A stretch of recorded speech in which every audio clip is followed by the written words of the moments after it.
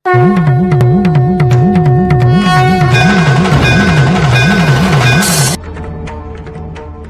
आप चोरी करते हैं तो आप चोरी के लिए पछता लेते, आप हिंसा करते हैं तो आप हिंसा के लिए पछता लेते। आपको दोष अपने दुष्कृत्य में अवश्य दिखता है, किंतु अपने आप में नहीं।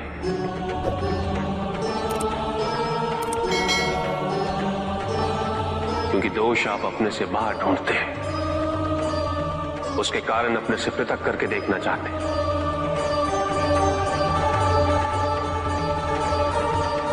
यदि आप ऐसा नहीं करेंगे तो अपने अहम को, अपने अहंकार को सुरक्षित कैसे रख पाएंगे?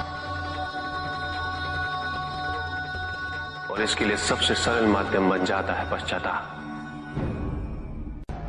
तपस्या तो सभी करते हैं, किंतु केवल अपने स्वार्थ में। कोई भी ईश्वर को प्राप्त करने के लिए तपस्या नहीं करता।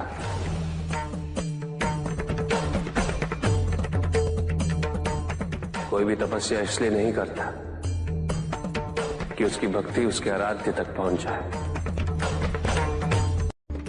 मृत्यु चाहते हो, मुक्ति चाहते, किंतु मृत्यु से मुक्ति प्राप्त नहीं होती। ना ही मृत्यु जीवन का अंत होती। सृष्टि ही जीवन, प्रकाश ही जीवन। और यदि जब हम नेत्र खोले और हमें प्रकाश की अनुभूति ना हो, तो इसका यह अर्थ नहीं कि प्रकाश कहीं नहीं। प्रकाश है। आवश्यकता है तो अपने नेत्र खोलकर अंधकार के परे दे दे।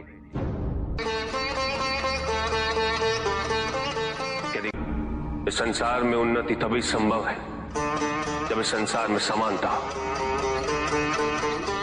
बराबरी। कि कोई सर्वशक्तिशाली ही नहीं रहेगा तो कोई निर्बल नहीं होगा। यदि कोई बड़ा नहीं होगा तो कोई छोटा ही नहीं रह पाएगा। शक्ति के इस असंतुलन को संतुलित रखना अनिवार्य है, क्योंकि ईर्ष्यापूर्ण प्रवृत्ति व्यक्तिगत होती है। वो केवल अपने स्वार्थ, अपने उद्धार तक ही सीमित रहती है। ईर्ष्या ही वो विष है जो व्यक्ति के हृदय में ना हारने की महत्वाकांक्षा को जन्म देती। जीतने की इस व्यवस्था से ग्रसित मनुष्य धर्म अधर्म, न्याय अन्याय, उचित अनुचित का ज्ञान भूल जाता है।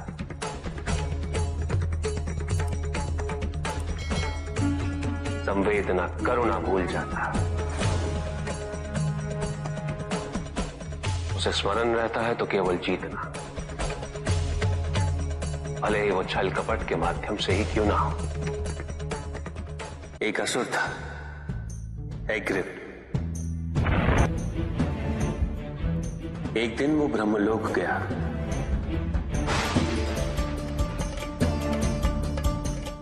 और बड़ी चालाकी से उसने ब्रह्मदेव से चारों वेद प्राप्त कर ली।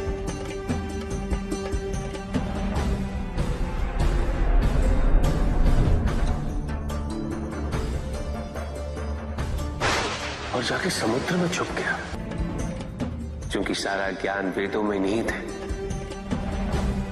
इसलिए संसार से सारा ज्ञान चला गया। जब अज्ञानता का अंधकार फैलता है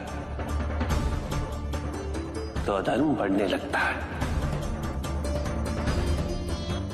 भगवान विष्णु सब देख रहे थे। उन्हें ज्ञात था कि शीघ्र पृथ्वी लोक पर प्रलय आने वाला है। एग्रिप के साथ चारों वेद भी लुप्त होने का भय था। ब्रह्मदेव सृजन करता है। वेदों के अभाव में पुनर्जन्म की प्रक्रिया को पुनर्स्थापित करना अत्यंत कठिन। इसीलिए हैग्रीव से उन वेदों को पुनः प्राप्त करना अनिवार्य था। तो भगवान विष्णु ने क्या किया? भगवान विष्णु ने एक मत्स्य रूप धारण किया। वो एक मछली बने और नदी में अवतरित। राजा सत्यव्रत स्नान कर रहे थे। एक छोटी सी मछली उनके हाथ में आ गई। इतनी छोटी मछली? भगवान विष्णु? हाँ, राजा सत्यव्रत उस मछली को जल में छोड़ने जा ही रहे थे कि उस मछली ने बड़ी मछलियों का भय जताते हुए उनसे विनती की। उनसे कहा कि वो उसे अपने साथ ले चले। राजा सत्यव्रत अत्यंत दयालु थे। मछली को अपने कमंडल में शरण दे दी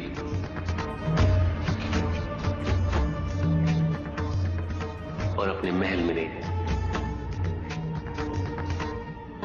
किंतु रात भर में मछली इतनी बड़ी हो गई कि कमंडल में रह पाना उसके लिए संभव ही नहीं था।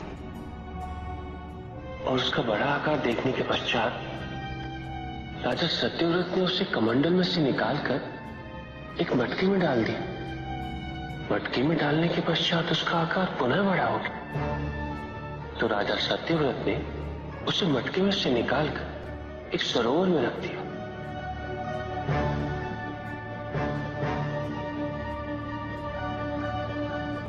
किंतु उस एक ही रात में सरोवर में रखने के पश्चात भी उसका आकार इतना बड़ा हो गया कि उसे नदी में रखना पड़ा।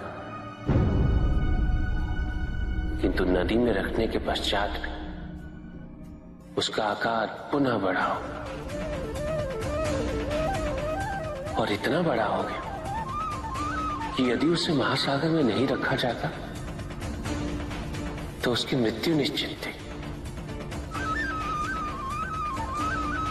राजा सत्यव्रत उसे महासागर की ओर ले गए।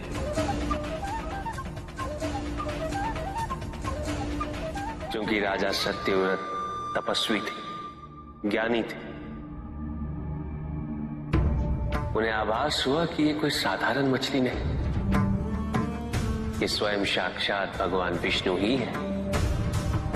भगवान विष्णु राजा सत्यव्रत की उदारता से अत्यंत प्रसन्न थे। इसीलिए उन्होंने राजा सत्यव्रत को मत्स्य रूप धारण करने का कारण बताया।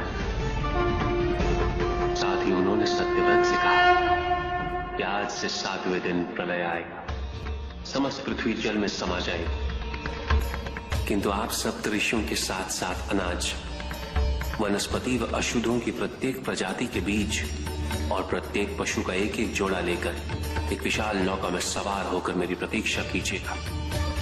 केवल एक ही स्थान ऐसा होगा जिसकी ऊंचाइयों को जल छू नहीं पाएगा। मैं लौटूंगा और आपको वहां लेके चलूंगा। ऐसा कौन सा स्थान था?